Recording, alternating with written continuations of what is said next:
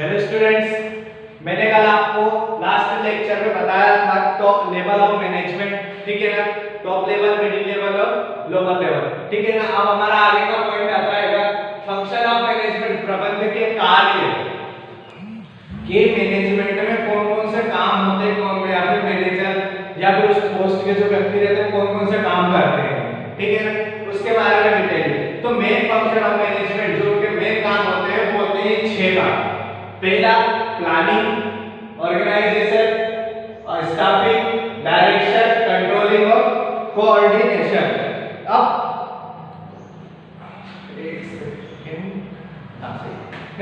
अब क्या आता है कि अब एक एक टॉपिक को क्लियर करते जाते हैं। और एक चीज याद रखना, ये आपको आगे जाकर पूरे के पूरे चैप्टर मिलेंगे, पूरा चैप्टर है। तो मैं ज्यादा डीपली नहीं, आपको शॉर्ट में ये नाम क्लियर करते जाता हूँ। जैसे प्लानिंग वाला है, ये चैप्टर नंबर 4 है। Organisation chapter number 5, staffing chapter number 6, direction chapter number 7, controlling chapter number 8, ये पूरे हैं।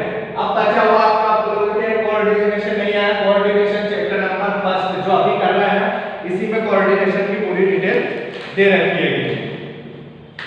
तो सबसे पहले हम प्लानिंग की बात करते हैं। प्लानिंग क्या होती है?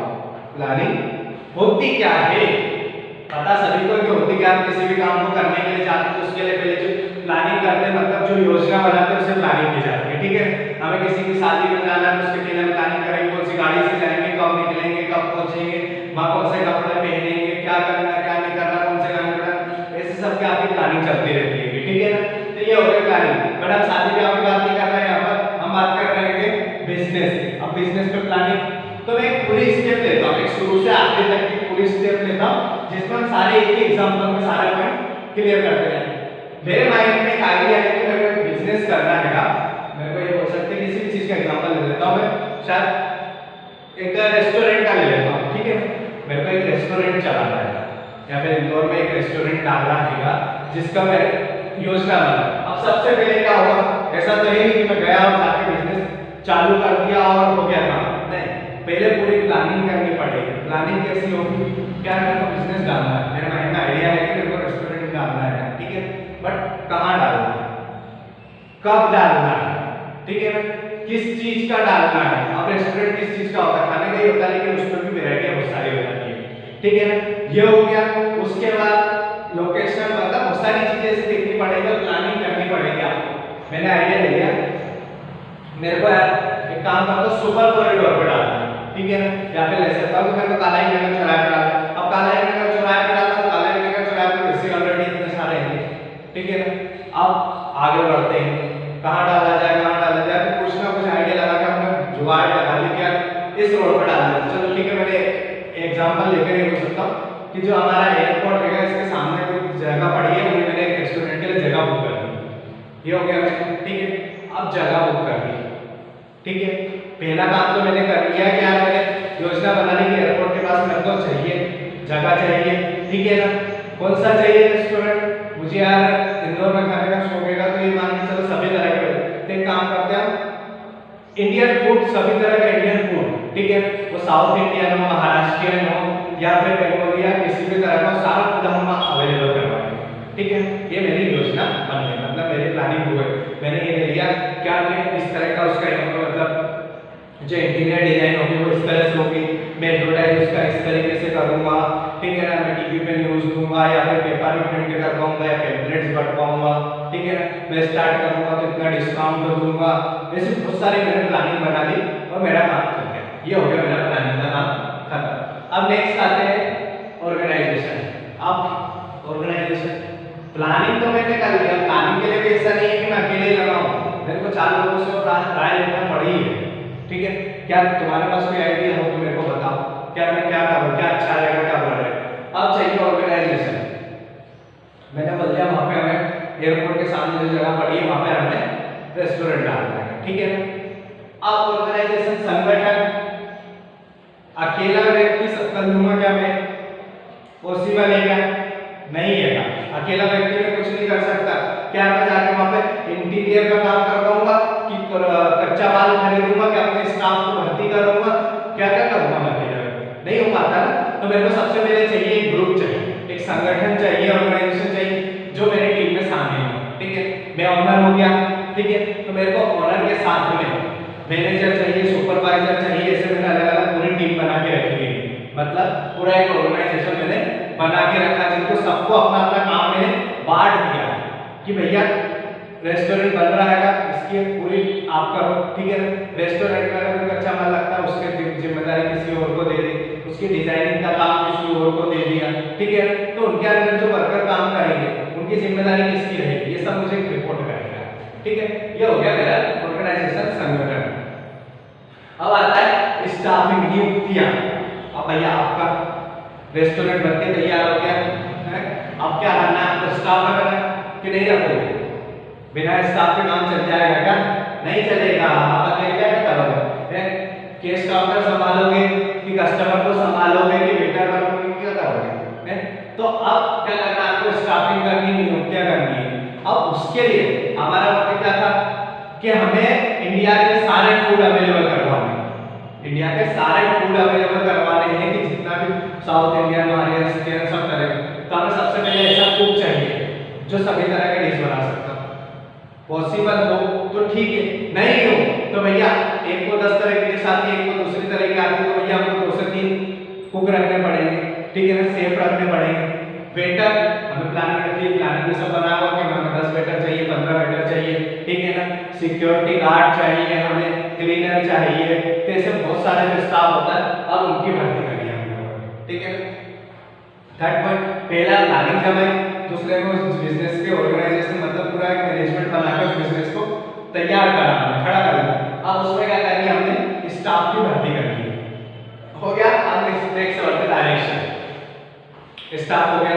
अब स्टाफ के बाद आपको डायरेक्ट करना पड़ेगा आपको। ठीक है, कि भैया आपको सुबह इतनी बजे से आपको आना है। ठीक है, उसके बाद आपकी ड्यूटियां खत्म होगी तब आपको आना है।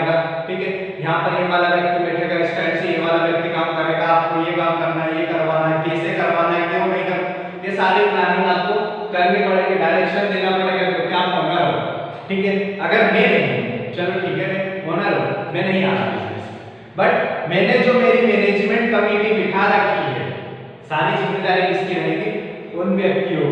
क्यों? क्योंकि मैंने उनका संगठन बनाया था, उनको उस समय जिम्मेदारी दी थी, तो अभी भी मैं उनको क्या करूंगा, उनका डायरेक्शन करूंगा। मैं वेटर का, सेफ का या फिर इन लोगों का डायरेक्शन नहीं कर रहा, मैं किसका डायरेक्शन करूंगा, मेरी मैनेजमेंट टीम का, जो 5 व्यक्ति 10 व्यक्ति हो, मुझे उनको संभालना है। और वो लोग किसको संभालेंगे, पूरा बिजनेस संभालेंगे। मैंने एक व्यक्ति लगाया मैनेजर को कि भैया तेरा डिपार्टमेंट कुकिंग का है, जो सेफ का डिपार्टमेंट किचन का होता है, ये पूरा तेरे को संभालना है। कोई चीज सामान कम हो, ठीक है ना, कोई व्यक्ति कुक नहीं आया तो उसकी सारी जिम्मेदारी तेरी। दूसरे को मैंने बोल दिया कि तेरा काम वेटरों को संभालना है। ठीक है ना, वेटरों को जो चाहिए उनकी ड्रेस से लेकर उनको जो प्लेट वगैरह जो सामान लेकर आते वो सब अवेलेबल करवा। तीसरा को बोलते हैं सिक्योरिटी का, होटल की पूरी सिक्योरिटी, जो रेस्टोरेंट है उसकी पूरी सिक्योरिटी की जिम्मेदारी तेरी। कैमरा नहीं चल रहा तो सही करवाओ, सिक्योरिटी गार्ड नहीं आया तो सही करवाओ। ठीक है ना, नेक्स्ट है का मैंने एक व्यक्ति को डाल दिया केस काउंटर, रिसेप्शन का काम, कि भैया पूरा रिसेप्शन का काम तेरे को देखना है। ठीक है, क्या भैया ये लोग हो रहा है कि रिसेप्शन कोई व्यक्ति आया तो उनसे कैसे बात करी जा रही है, क्या करा था, ये सब हो गया। ठीक है ना, तो ये सारे काम मैंने बांट दिया आपस में सभी लोगों को, सब व्यक्ति को अपनी अपनी जिम्मेदारी दे दी, तो हो गया। अब इसमें मैंने कल जो आपको मैनेजमेंट के बताया थे, टॉप लेवल, मिडिल लेवल और लोअर लेवल, तो अब इस रेस्टोरेंट में टॉप लेवल पे कौन हो गया, मैं।